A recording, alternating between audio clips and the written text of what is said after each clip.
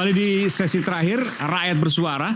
Sekarang adalah waktunya untuk closing statement, pernyataan penutup. Tapi kalau ingin menyampaikan sesuatu terkait pertemuan, silakan. Saya mulai dari Bung. Oh, Anda, silakan. Terima kasih, Bung Aiman. Andi, silakan. Kalau kita melihat, saya mengatakan syukur alhamdulillah bisa bertemu. Ini air terbuka nih ya? Ya, karena sudah ini ketiga ya. Yang diharapkan kemarin itu waktu Danantara, peresmian Danantara, di situ ada Pak Jokowi sebagai presiden ke-7, di situ ada Pak SBY hadir di sana. Kan diharapkan beliau hadir. Kan beliau lagi umroh pada saat itu, ya kan? Maka dicarikan waktu. Presiden kan juga sibuk waktunya kan. Bagaimana ada waktu untuk dan timing yang tepat. Hari Raya Idul Fitri ini saling memaafkan ini timing yang tepat. Kalau dia datangnya malam, beliau juga sibuk dengan urusan-urusan pada malam hari baru beliau punya waktu untuk hadir ke rumah Ibu Mega. Kenapa hadir ke rumah Ibu Mega? Pertemanan beliau itu seperti kakak dan adik. Ya. Tidak ada nama kita katakan ada Bapak Presiden di sana, tidak. Sebagai sosoknya Pak Prabowo hadir di sana sebagai adik dari Ibu Mega. Kalau pembicaraan di sana hanya mereka yang tahu. Kalau mungkin kalau kita melihat mungkin juga nanti ada kaitan dengan Kongres PDIP yang maksudnya? akan datang. Kan gitu.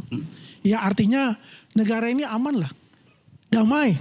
PDIP minta dukungan dari Pak Prabowo juga. Itu ada keuntungan. Ya, itu soal timbal kongres balik. itu maksudnya apa? Itu bisa saja seperti itu. Tapi yang jelas adalah mungkin langsung mengundang. Ibu Mega mengundang Pak Prabowo untuk hadir Oke. di acara Kan kongres. kalau orang logikal mengundang itu, Ibu Mega yang datang ke istana meminta kehadiran Pak Prabowo untuk datang. Itu kan kalau resmi, Bung Rey. Ini kan kita ini ibarat kakak dan adik. Kalau kakak dan adik tidak perlu kita formal-formal. Iya, kalau makanya. dikatakan Kalau Mas, orang hadir ya Mas. Oh siap Mbak Ayu. Itu sudah pasti otomatis. Ya iya, Beliau itu. Artinya orang itu kalau datang ke rumah orang lain menandakan dua hal. Pertama, betul dia hormat. Yang kedua adalah dia butuh sesuatu. Ini Ibu Mega. Ibaratnya nih kalau kita buat ilustrasinya, Pak Prabowo datang ke rumah saya dulu ya. Ngapain? Saya mau nyerahin undangan kongres. Itu kan pemikiran dari Bung Rey. Kan saya bilang ini tidak formal untuk bicara itu. Gini loh maksud ada saya. pembicaraan-pembicaraan lain yang di dalamnya Bung Rey. Iya. Yang kita tidak itu ketahui makanya. seperti sebagai negarawan masing-masing. Makanya Yang paling utama saya adalah beliau sudah bertemu alhamdulillah. Iya. Mudah-mudahan Presiden Kalau Round kita bicara Table soal- Club kalau di kita mana bicara semua soal presiden kongres itu tadi. hadir di sana Kita bicara soal di bawah kongres itu kepemimpinan tadi. Pak Prabowo Subianto, maka negara ini akan damai dan tentram. Oke, baik. Makasih tapi untuk tangan. Ada yang mau disanggah nggak? Iya. Terkait kongres misalnya. Saya ingin menyampaikan saja bahwa sebaiknya tidak menduga-duga tentang apa pembicaraan Pak Prabowo dengan Bu Megawati. Biarlah saat ini PD Perjuangan dan Pak Prabowo yang paling tahu. Jadi saran saya itu Ya, aja. Dan, setuju. saya closing statement saya mau berpesan kepada pemerintah saja untuk lebih serius bekerja dan lebih cermat mencermati situasi geopolitik global yang sedang terjadi karena ini tidak mudah. Badainya tidak kecil, angin puting beliungnya besar. Jadi jangan ditanggapi dengan statement-statement nyeleneh, apalagi statement-statement yang justru menunjukkan kita anggap remeh sesuatu. Karena palu godamnya akan semakin besar kalau kita menganggap remeh sesuatu. Itu yang pertama. Yang kedua saya mau sampaikan kepada Pak Prabowo, segeralah mengevaluasi kabinetnya. Siapapun pejabatnya yang masih belajar jadi pejabat, sudahlah ganti-ganti dulu lah dengan orang-orang yang memang mengerti pekerjaannya apa, mengerti membawa perahu bernama Indonesia ini ke jalan yang benar sesuai dengan cita-cita kemerdekaan kita. Kalau sekarang karena kita melihat pejabat ini banyak yang tidak mengerti sebetulnya dia mau ngapain, malah sibuk upload kegiatannya di media sosial, apa itu gak jelas. Jadi saran saya kepada Pak Prabowo segera melakukan evaluasi terhadap kabinetnya. Gantilah orang-orang yang memang masih belajar bekerja, belajar berjabat. Udahlah, kita ini butuh orang-orang profesional. Bukan dengan kader PDIP tapi ganti ya. Oh, saya tidak mau bicara tentang itu. Itu biar keputusan partai. Tetapi saya ingin siapapun yang duduk mengurus negara ini adalah orang-orang yang profesional, pengabdi kepada Merah Putih, kepada Garuda. Jadi tegaskan pesan dulu saya. Bung Ferdinand, PDI mau koalisi atau mau oposisi? Kalau saya ditanya pendapat saya pribadi, saya memilih berdiri di luar. Tapi kalau keputusan partai berbeda, saya pasti ikut partai. Oke, baik. Bung Refli silakan. Terus. Iya, yang namanya oposisi itu is a must ya, satu keharusan. Jadi pemerintahan tidak perlu risau kalau ada orang-orang yang bersikap opozisional. Di Indonesia ini justru peran oposisi formal di parlemen, di partai politik, di political society itu tidak berjalan dengan baik. Karena oposisinya masih oposisi cari rente, masih take and give. Kendor keras kan begitu. Harusnya ya oposisi yang betul-betul firm terhadap angka, nilai, value dan lain sebagainya jelas gitu. Jadi kalau kita misalnya aspek apa yang ingin kita kritisi dengan luar biasa? Aspek ekonomi misalnya. Apa? Pertumbuhannya yang 8%, kemudian pengangguran, kemiskinan dan lain sebagainya. Tapi partai politik dan parlemen tidak menjalankan itu. Yang menjalankan itu adalah society, mahasiswa, para ahli, para aktivis dan lain sebagainya. Nah, rupanya sepertinya kalau kita lihat pertemuan-pertemuan elit dan lain sebagainya, rasanya mereka sibuk bicara tentang bagaimana bagi-bagi sesuatu saja, saya merasa. Apakah sesuatu itu diambil atau tidak, itu soal lain. Misalnya pernyataan Surya Paloh, kita tahu dirilah karena kita bukan pendukung Prabowo dari awal. Kan artinya pembicaraan bagi-bagi awalnya kan, tapi tidak diambil. Saya kira dalam rangka 20 April nanti 6 bulan masa pemerintahan Presiden Prabowo, sesungguhnya barangkali akan ada reshuffle seandainya misalnya PDIP mau ditarik ke dalam. Nasdem mau ditarik ke dalam, artinya kan harus ada slot yang diciptakan. Gak mungkin dong kemudian tiba-tiba diciptakan kementerian baru lagi ya kemudian untuk partai tersebut.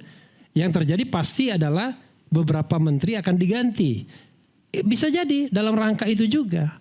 Jadi barangkali Prabowo ingin memastikan bahwa apa yang dia kerjakan itu didukung oleh segenap atau seluruh komponen bangsa. Padahal dalam negara demokrasi tidak akan pernah terjadi seperti itu. Selalu ada komponen masyarakat yang dengan kritis, dengan cara cerdas, mengkritik kebijakan-kebijakan yang kira-kira bermasalah. Karena tidak ada kebijakan yang sempurna. Contoh misalnya, apakah salah kalau saya memberikan makan bergizi kepada anak-anak yang tidak mampu dan lain sebagainya? Pernyataan itu tidak salah. Tetapi begitu kita going into detail, apakah program itu berlangsung dengan sebaik-baiknya tanpa dikorupsi? Kan itu yang kita harus jaga bersama. Bukan kehendak Prabowo ngasih makan, itu nggak ada yang salah. Karena saya dengar dia menyinggung-nyinggung nama saya dan kemudian dikaitkan dengan pemberian makan dan lain sebagainya. Padahal bukan itu yang saya sering bicarakan. Sehingga menurut saya ke depan ya sudah go ahead. Kita berharap bahwa dalam diri Prabowo tidak ada conflict of interest.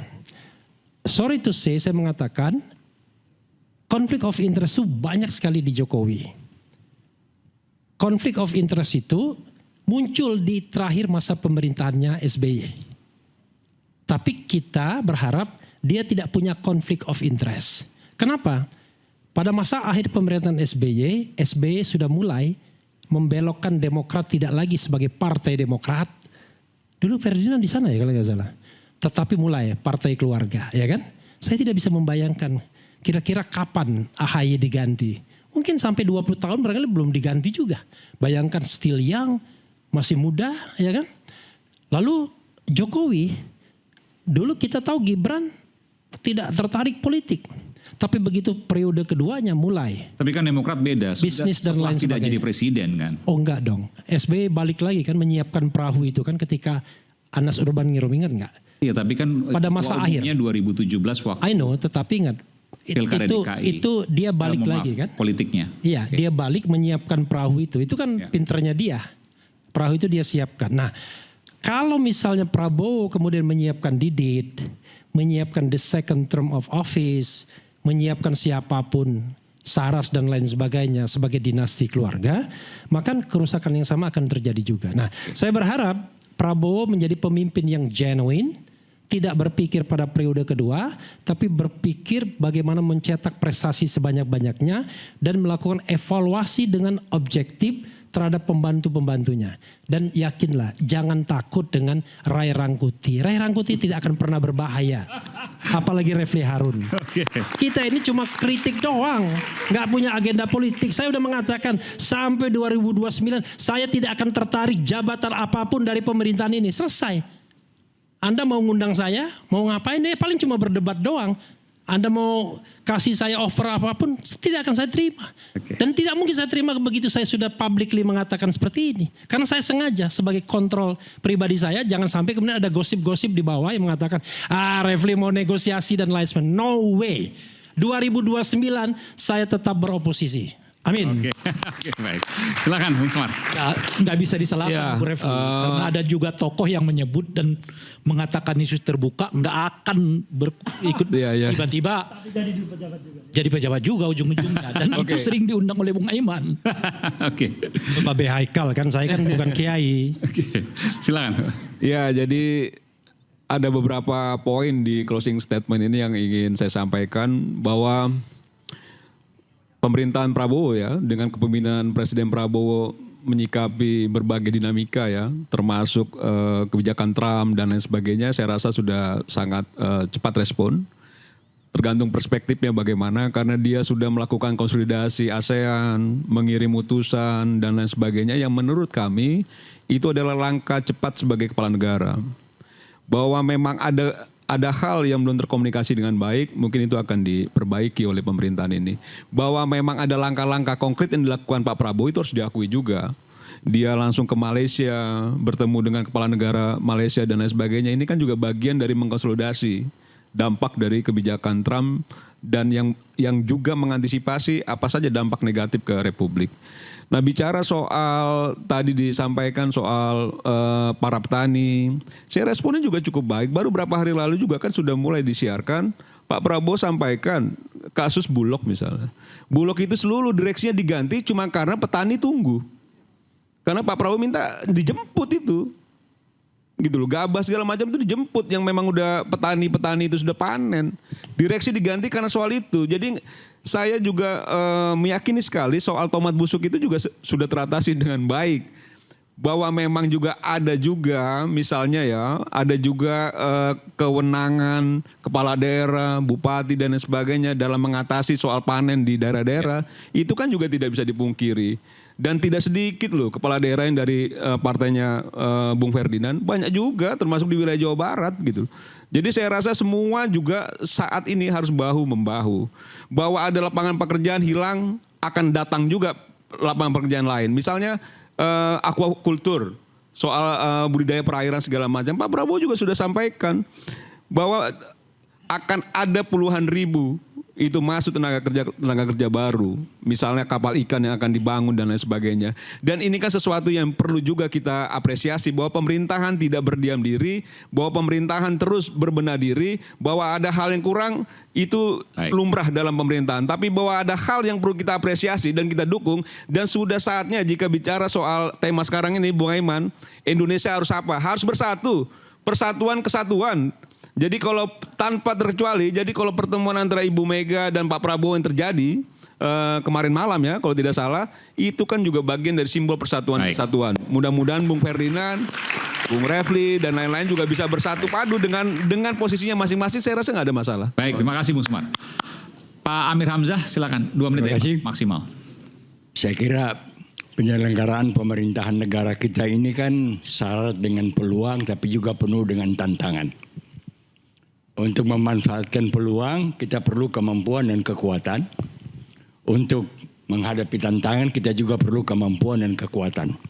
Oleh karena itu kita harapkan bahwa apa yang terjadi belakangan ini barangkali merupakan tekad kita bersama di bawah kepemimpinan Presiden Prabowo dan jajarannya untuk memanfaatkan peluang itu secara maksimal dan juga menghadapi tantangan secara maksimal sehingga dapat mewujudkan social society yang kuat dan didampingi dengan kemampuan pertahanan keamanan negara yang mapan. Saya kira barangkali demikian harapan saya. Terima kasih. Wassalamualaikum warahmatullahi wabarakatuh. Waalaikumsalam warahmatullahi wabarakatuh. Terakhir Bung Rey, silakan. Terima kasih. Saya sebetulnya kan saya kira di forum ini juga dari awal mengatakan saya nggak terlalu optimis dengan pemerintahan Pak Prabowo gitu. Saya mengatakan saat itu dari kasus soal pembentukan kabinet yang jargonnya adalah efisiensi, ternyata jumlahnya sampai 44 ya. 48 malah ya anggota kabinet yang sekarang ini gitu. Saya kira akan berhenti di situ dan kenyataannya kan tidak, nambah lagi ya kan. Wamen di 48 anggota kabinet ya, ditambah ini lagi, tambah itu macam-macam dan sebagainya gitu. Dan saya kira apa yang kita bicarakan dulu di sini ini juga yang kelihatan mulai menyeruak di tengah masyarakat. Ada rasa tidak percaya bahwa pemerintah kita ini betul-betul sedang menjalankan apa yang disebut dengan efisiensi. Istilah masyarakat kita itu kalau kita kutip di medsos itu adalah ya efisiensi itu hanya untuk kita, untuk mereka sih kagak gitu. Apalagi kemarin misalnya kan kita membaca di berita bahkan aspri presiden pun dijemput dengan pesawat kepresidenan ke Bengkulu kan. Kan itu mungkin bagi sebagian orang ya nggak apa-apa lah, tapi itu kan bagi orang lain itu mengatakan ini bagaimana logikanya? Sekelas aspri dijemput oleh presiden pakai pesawat kepresidenan ke Bengkulu gitu. Jadi pada tingkat tertentu yang membuyarkan apa yang disebut dengan tarikan efisiensi itu justru adalah perilaku-perilaku di kalangan mereka sendiri gitu. Belum lagi misalnya soal retret yang biayanya berapa tuh. Kan itu juga udah kritik soal solusinya efisiensi macam-macam. seperti apa, Bung Rey? Gini kan tadi Bung Semar mengatakan persatuan. Sebetulnya ini bisa terjadi kalau presidennya sendiri mencontohkan itu pada dirinya. Misalnya efisiensi. Dicontohkan sendiri. Masa aspri dijemput pakai pesawat kepresidenan ke Bengkulu? Kecil, tapi itu kan simbolik gitu. Yang dilihat orang apa? Loh kok jadi begini gitu, kira-kira itu satu. Nah yang kedua, tidak bisa tidak, harus ada pemberantasan korupsi memang. Pokok persoalan kita itu menurut saya uang kita habis karena dimakan oleh orang yang tidak punya hak.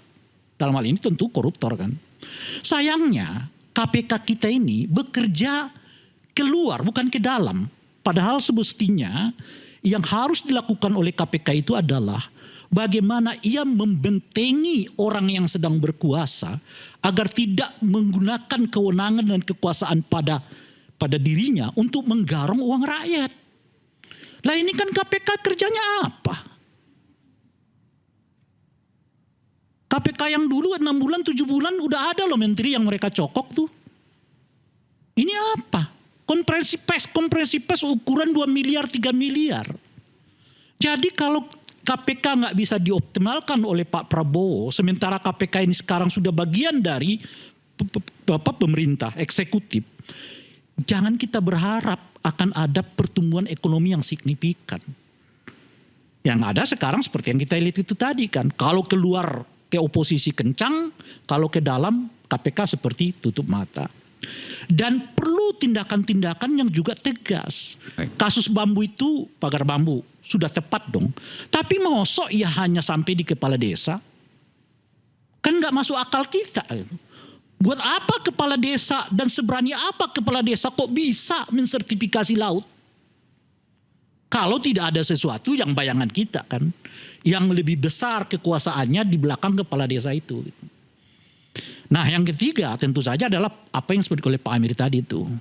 Soal dugaan korupsi yang terjadi pada rejim-rejim sebelumnya.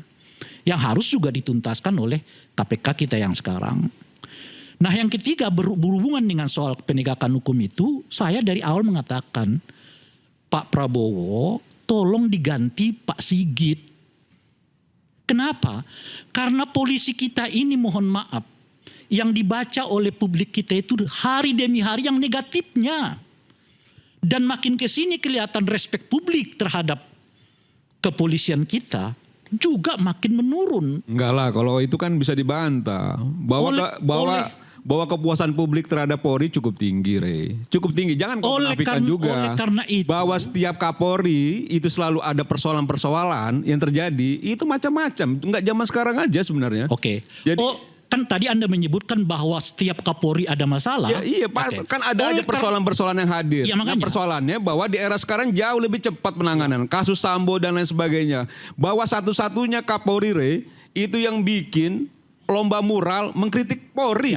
Oleh karena Bikin orasi segala macam Iya, yang mengkritik Polri dikasih hadiah pula lagi. Iya. Oh. Nggak ada sebelumnya Kapolri Oke. sebelumnya gitu loh. Oleh karena Anda menyebut tadi bahwa di setiap Kapolri itu ada masalah, oleh karena itu saya mengatakan copot Kapolrinya. Bukan ada masalah, Kalau bahwa ada selalu ada masalah. permasalahan di zaman-zaman Kapolri menjabat. Oke. Siapapun Kapolrinya. Ya. Oleh Bahwa ada karena- persoalan oleh yang karena diselesaikan oleh itulah. Kapolri dengan gayanya masing-masing, itu juga harus diapresiasi. Ya. Sebut Kapolri siapa yang bikin mural mengkritik Polri dengan keras. Ya. Sebut Kapolri siapa yang melakukan lomba orasi dengan mengkritik Kapolri dengan keras. Tidak Coba ada. sebut Kapolri mana Bahwa yang Kapolri juga Kapolri mana yang naik ke mencetak mobil sawah komando, sampai mobil 1.000 komando berapa? gitu loh. 1 juta hektar. Jadi nggak Oke, gitu baik. juga. Tapi Jangan sejak juga kapan prasangka buruk Kapolri terus gitu loh. diberi Baik, amanah ini adalah akhir dari rakyat bersuara. Siapapun berhak untuk menyampaikan selama sampaikan dengan fakta dan data. Dan ini sekali lagi lahir. Terima kasih Bapak sekalian. Kita akan lanjutkan nanti di rakyat bersuara pekan depan. Saya Aiman Wicaksono. Salam. Terima kasih.